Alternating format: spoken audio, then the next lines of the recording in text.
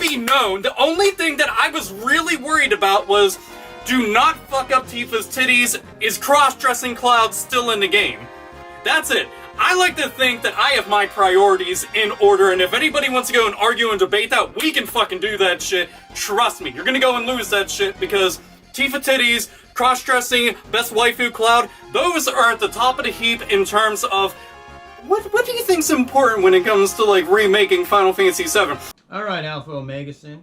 I'm gonna go out here on a limb and say you're probably not being literal in that statement. But you know what? You threw the hook out there into the sea of YouTube. So here's the fish that's gonna bite on it. Why isn't it in the fucking game without a pre-order? You blind? Stupid fucking fanboyism. Microtransactions and DRM. Downloadable content. So I thought I would bite on that. And the only reason why is not because I think he's being literal, but mostly because it just needs to be said. I want you to imagine, if you're a fan of Final Fantasy VII, as you claim you are, and this isn't specific to AlphaOmegaSin if by some reason he's watching this video, just you, the fan of Final Fantasy VII in general, whoever the fuck you are, alright? Male, female, I don't really care, alright? Some polka-dotted fucking alien from fucking Mars, I really don't give a shit, alright? You're a fan of Final Fantasy VII. And I cannot fathom, for the life of me, from the perspective of a consumer, from the perspective of a gamer, how you could be excited about a game that the developer is openly and willingly admitted to milking Final Fantasy VII. It cannot comprehend it. And you know, when I first heard about this, which was during the what was it, PlayStation 3 tech demo or some shit like that years ago, I became excited. And then the funny thing is that at the time, I'd never played Final Fantasy VII. Alright? But the only, so you're probably wondering, why would I get excited? The reason why I got excited is because if it became successful, maybe they would do number 9. Even if they got to do number 8, I'll be willing to wait for 9. Alright? But I need number 9. That's my personal favorite. Fucking make it happen. That was my thought. But then I heard this, actually not even a rumor, it was, you know, an actual thing, that it was going to be episodic. And then, of course, the reasoning behind that was something about the game being, the original game being too big, maybe not necessarily like space-wise, but story scope-wise, for modern games. And I was like, what? No. I may have never played the game, even when this controversy, this became a controversy. But I was like, no, that's bullshit. I saw that bullshit, and I called it for what it was on this channel as well. Bullshit. And you know, for the life of me, I cannot fathom how someone who's actually played the game could sit there and just be like, they just walk up to Square Enix and latch onto those fucking udders.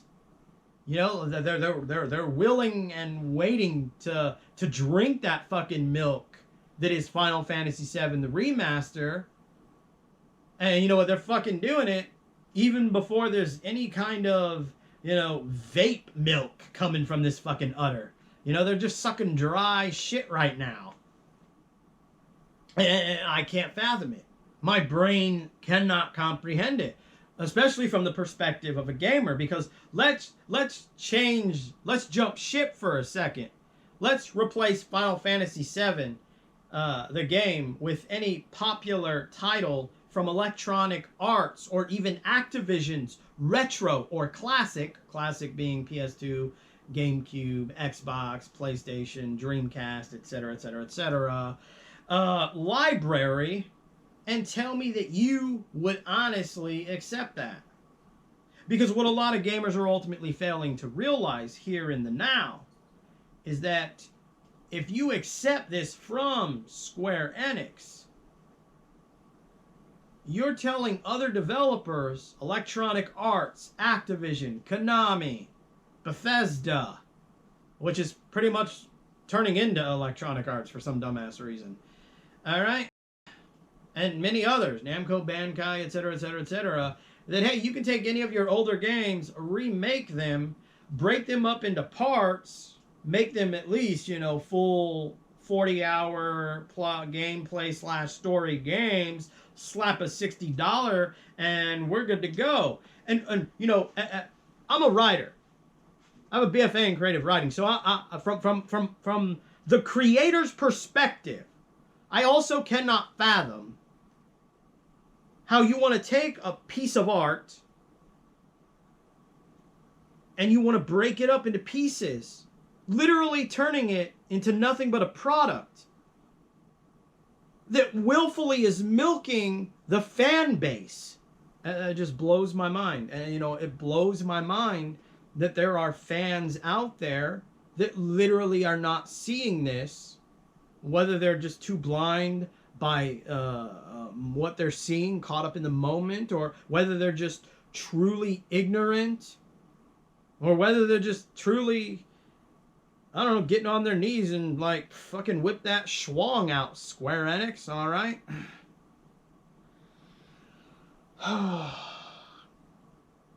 And like I said, this is bad for gaming, factually bad for gaming, because you support this, you're telling other developers this is okay to do. And the hypocrisy of this is, if Square Enix was not doing this and this was another developer like Electronic Arts, I guarantee you they'd be getting shit for it. Especially being this open and willful about milking a popular game. And what's even more sad is the developers don't even know how many parts are going to be. It could be 3, it could be 5, it could be 6. When are you the fan? Oh my god, dude. How? I just don't get it. I honestly do not get it. You, the supposed fan, are, Square Enix sees, they don't see this piece of art. They see fucking money. And they are shitting on everything that original game represents. And here you are, the fans, dropping your fucking pants. I mean, you might as well go grab your original game in your collection and set that motherfucker on fire. Because that's exactly what you're doing. That's exactly what you're allowing Square Enix to do. Art does not have accessories. Art does not come in fucking pieces. Final Fantasy VII, the original, is art. Once you decide to break that up for the sole purpose to make more money,